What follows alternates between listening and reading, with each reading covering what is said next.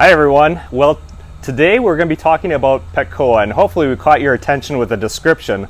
We're not really busting on my grandma that she drinks a lot, but I do want to highlight that the plant that we're talking about, the Petchoas, is a drinker. Okay, so if you go back a few videos earlier on this week, we talked about the differences between the Petunias and the Calibrachoas.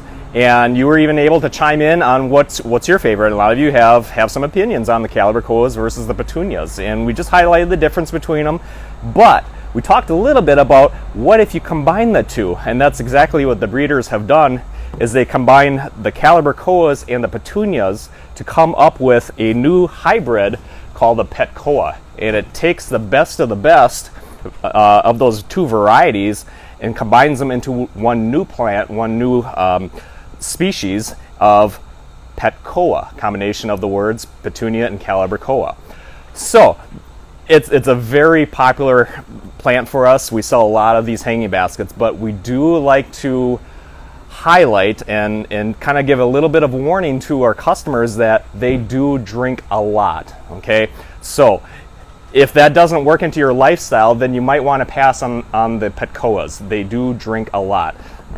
So we have a lot of different colors. We do some color combinations. We have the cinnamon, the yellows, the pinks, the purples, and all kinds of different combinations. They turn out fantastic. They get full like a Petunia.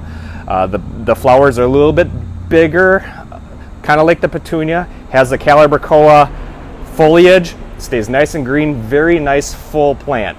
They perform beautifully, but they are heavy drinkers, and I'm going to show you what they look like when they're fussing and they need a drink.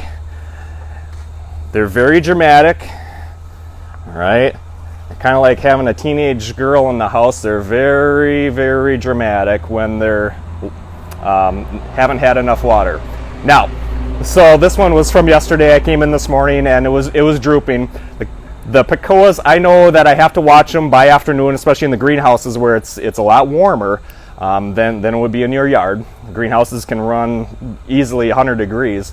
So I make sure that I have them in an area where they're easy to water and get at in the afternoon. But if you're going to have a Petchoas in your yard, make sure that you are watering in the morning, and we'll get to watering care a little bit later on.